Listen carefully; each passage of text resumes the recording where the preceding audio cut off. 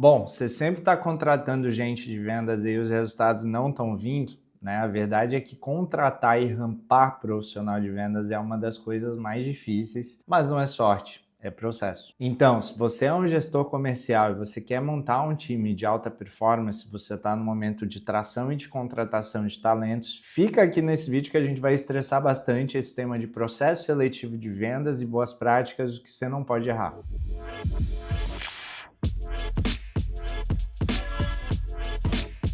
Seja bem-vindo aqui ao canal da Inside. Meu nome é Rafael, eu sou sócio e head de vendas aqui da empresa e nesse canal a gente traz vários temas do dia a dia e práticos de gestão e capacitação de vendas. E hoje a gente vai falar sobre processo seletivo, tá? Como a gente monta e arma um processo seletivo e uma lógica de onboarding e ramp-up de profissionais de vendas que realmente funcionam. Então, já curte esse vídeo aqui, se inscreve no canal se você é um head profissional e fã de vendas como eu. Bom, contratar sem muito critério, né, e de forma muito embasada no feeling, tende a ser um campo para frustração quando você quer montar um time de alta performance, quando você está no momento de tração, ou seja, contratando mais e mais pessoas para replicarem o teu processo de vendas, né? Aquela fase que vários dos nossos clientes passam de ter o primeiro time comercial ali, a primeira pessoa, a segunda pessoa, para dar um salto para 10, 20, depois 30 pessoas,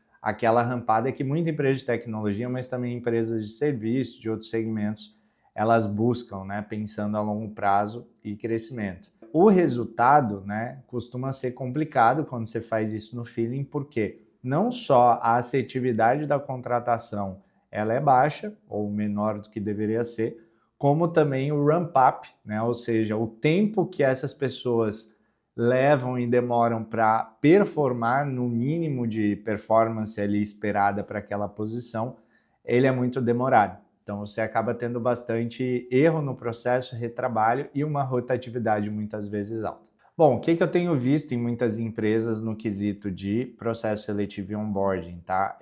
Essa contratação baseada no feeling, não em processo, treinamentos desconexos, genéricos, informais, né?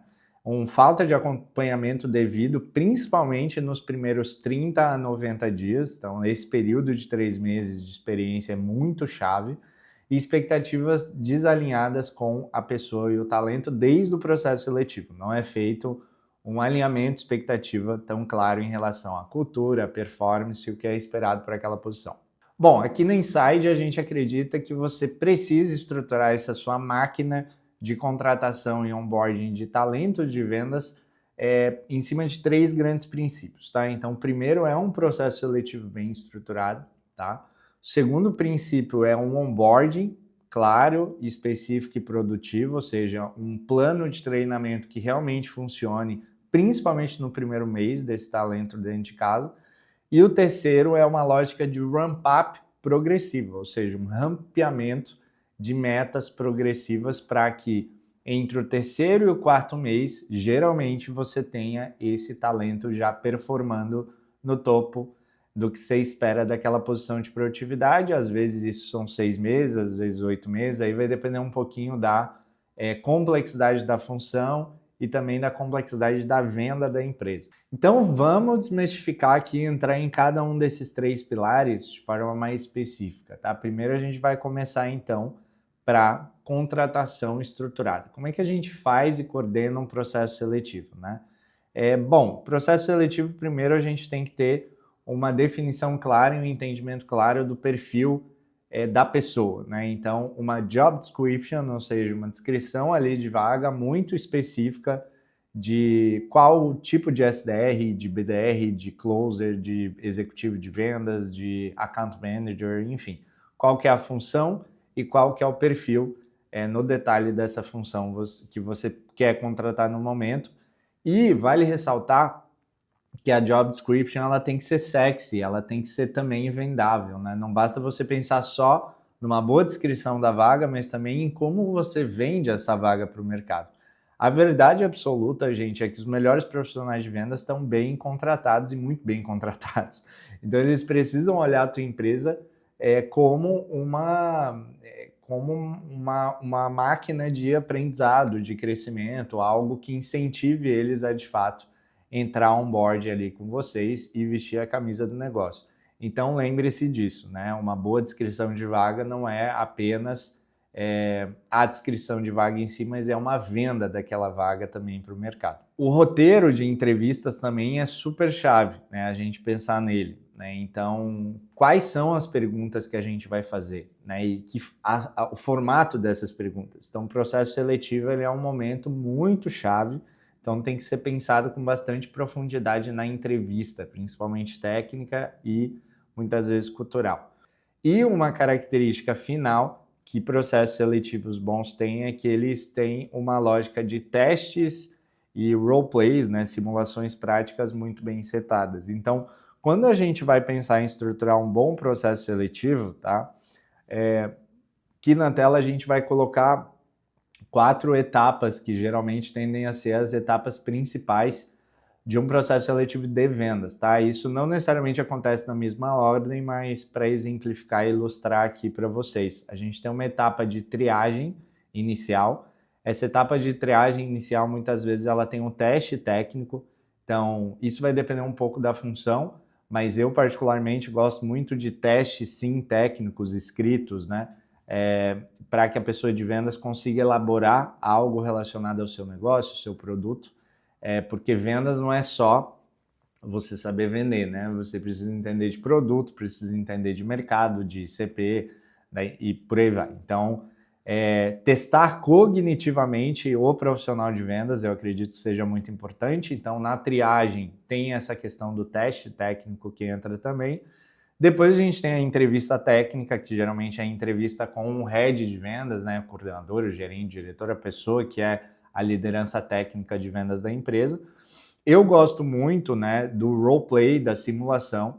Então, tem processos que já começam pela simulação, tem processos que deixam a simulação para o final, mas a simulação, para mim, é fundamental num processo seletivo de vendas. Eu costumo falar que se você está contratando gente de vendas sem simular, você está correndo um alto risco, né? Então, não faz sentido. Então, tome muito cuidado aí se você não tenha algo prático, né, para simular e para validar aquele perfil de talento ao longo do seu processo de vendas. E, por fim, geralmente rola uma entrevista cultural ou uma conversa com algum sócio da empresa, né? Ou alguns dos sócios, ou o diretor, ou o VP de vendas, a pessoa que, dependendo do tamanho da empresa, é responsável, a sponsor, né, executiva daquela posição. Isso é uma boa prática, super importante, que é alinhamento cultural, né, gente? Então, não preciso falar o quão importante é a pessoa estar alinhada culturalmente com uma visão de longo prazo para aquela posição. Então, esses são as 4 macro etapas que eu considero mais importantes, tá? De um processo seletivo para você anotar e revisar aí o seu processo com base nisso. Bom, o segundo pilar é o onboarding, né? A gente tem uma trilha clara de onboarding. O onboarding, principalmente, ele tem que ser muito bem pensado no primeiro mês do profissional da empresa. Inclusive, uma boa prática de vendas é que esse profissional não tenha uma meta já estabelecida no primeiro mês. É claro que isso não é uma regra, mas é uma boa prática comum no mercado para que nesse mês ele consiga aprofundar realmente no entendimento prático do business, do dia a dia, da rotina, né, das ferramentas e por aí vai. Então, o que seria uma trilha de onboarding ideal? Bom, quando a gente pensa em onboarding, é importante a gente separar esse onboarding em 2 grandes coisas e etapas. Uma está mais relacionada ao negócio, ou seja, ao entendimento do produto e o entendimento do ICP, do perfil de cliente ideal que a empresa atua. Não tem como uma pessoa de vendas sair vendendo sem entender minimamente qual que é o produto, ou qual que é o serviço, qual que é a solução que ela atua e qual que é o perfil de cliente que ela trabalha, né? É uma pessoa, é uma empresa, de que segmento, que perfil de empresa, por aí vai.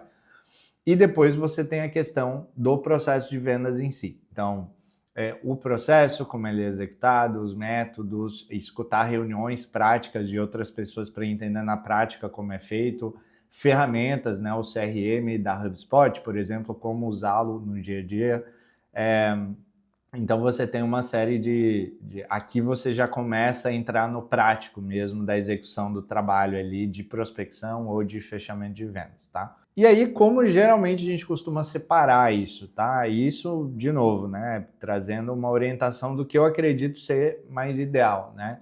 Eu gosto de, nas primeiras 2 semanas, né? Ou na primeira semana, dependendo do quanto tempo você tem, direcionar mais para produto, para ICP, para entendimento do negócio, e depois você vai entrando na esfera de vendas e idealmente você quebra a parte de vendas em processos, ferramentas e depois método e parte prática. Então é muito importante que no final do onboarding, idealmente na última semana, a pessoa já esteja executando de alguma forma aquele trabalho. Então, o SDR, por exemplo, ele começa a fazer ligações, ele começa a mandar e-mails, mandar LinkedIns, e aí você pode ter uma dinâmica de listas mais frias para ele começar a prospectar para não queimar lead, ou você pode ter uma dinâmica de shadowing, que a gente fala que é o sombra, né, que é a pessoa que fica acompanhando o trabalho de outra por uma semana mais praticamente, de forma prática, entrando em todas as reuniões, por exemplo, ou você pode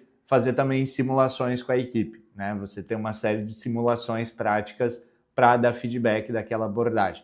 Então, a última semana do onboard é muito importante que ela seja o mais prática possível para a pessoa se sentir preparada para o seu segundo mês, que costuma ser o primeiro mês de meta, né? É claro que essa meta não vai ser, né, já a meta esperada daquela posição full, ali, a meta completa, e aí isso conecta o terceiro pilar que eu comentei, que é o ramp up com as metas progressivas, né? Então a gente fazer um rampeamento daquela pessoa e para a gente entender o que é realista dela entregar no primeiro mês de trabalho, que seria o mês pós-onboarding dela, o segundo mês e o terceiro mês de trabalho. Então, eu gosto da posição, por exemplo, de SDR, de trabalhar via de regra com esse rampeamento de 1 mês de onboarding, mais 3 meses para no terceiro mês, ou seja, o quarto mês da pessoa na empresa, ela está com a meta full. Mas, como eu falei, isso depende da posição, da complexidade da venda, tá? Então, quando a gente pensa numa posição de vendas, se você não tem muita referência, você quer começar, use esses 4 meses como referência, tá? Primeiro mês de treinamento, então evite cobrar a pessoa de uma meta já no primeiro mês e direcione muita energia para ela ser capacitada devidamente e faça uma meta progressiva, parcial no primeiro mês, quem sabe de 25% do resultado esperado, 50% a 70% no segundo mês e daí 100% já a partir do terceiro mês, tá? Algo nessa linha. O importante, gente, é você ter uma estratégia de ramp-up, tá? Então, é claro que como essa estratégia a gente vai encurtando o tempo, esticando o tempo, vai depender muito do negócio, da maturidade, da complexidade da venda também, enfim, tá? O que é super importante também nesse período de ramp-up, né? A gente tem o apoio, geralmente de recursos humanos, de people, da galera que também suporta a gestão para que a gente faça esse acompanhamento. Se a pessoa está performando semana a semana, idealmente ali para atingir aqueles resultados, né? Então a gente tem a meta, a entrega final, né, que geralmente é mensurada mês a mês, mesmo que você tenha um controle de trimestre, seria bom você acompanhar essa evolução, né, de entrega mês a mês, mas a gente sabe que a operação do dia a dia é que faz a diferença. Então, quantas atividades essa pessoa está fazendo, né? Qual que é o tipo das atividades, né? Fazer, por exemplo, rotinas de call review para escutar essas ligações, essas reuniões da nova pessoa de vendas, entender se está dentro, né, do esperado em relação a método, como é que está tecnicamente a nota dessa pessoa evoluindo semana a semana. Então, essa evolução, esse acompanhamento da evolução é o mais importante numa pessoa de onboarding. Não adianta a gente só ficar vislumbrando o resultado de bateu, não bateu, porque bateu, não bateu, e a gente não olhar para o que está acontecendo na prática, que é o acionável, né, que é o lado operacional da coisa. Bom, então para fechar, algumas boas práticas para você não esquecer, né? Estruture bem o seu processo seletivo. No processo seletivo é extremamente importante também a questão das competências essenciais que você vai avaliar no processo seletivo. Então, quais são as competências e quando você pensar nas perguntas da entrevista que eu falei, você conectar essas competências. Como você avalia qual competência ali na entrevista? Isso é extremamente importante. Também quais são as competências avaliadas nas simulações, nos roleplays que eu falei. Por exemplo, uma clássica é a coachability, que é a capacidade da treinabilidade daquele profissional, que é muito mais fácil você avaliar na prática do que numa entrevista falada, né? Então, cria um onboarding personalizado aí por função. Então, é muito importante que cada função tenha, né, um onboarding e ele tenha uma estrutura sólida e você rode esse onboarding e vá melhorando ele com o tempo. Use o CRM, obviamente, para acompanhar esses indicadores daí de ramp-up. Como eu falei, não fique preso só às grandes entregas, mas quebra isso no operacional, semana a semana, para entender o que aquele profissional precisa fazer para ir melhorando, tá? O seu dia a dia. Bom, você quer acelerar a contratação e o ramp-up dos teus profissionais aí e parar de contratar no feeling ou no escuro? Então, assim, se você precisar de ajuda com isso, contrate a nossa consultoria. A gente tem uma série de consultores aqui na Insight que está dia a dia apoiando empresas nesses processos seletivos, processos de onboarding. A gente também conduz capacitações de vendas aí, tá? Então, se você precisar de ajuda, fique à vontade para entrar em contato aqui no nosso link desse vídeo e eu vou reforçar o convite, né, para você se inscrever no canal. Se você é um head profissional de vendas e você curte temas de gestão de vendas, capacitação, boas práticas, também CRM, nós somos parceiros aí elite da HubSpot, então produzimos muito conteúdo sobre CRM aqui no canal também. Segue a gente aqui, se inscreve no canal, comenta também, que vai ser um prazer a gente trocar figurinha. Te vejo no próximo vídeo.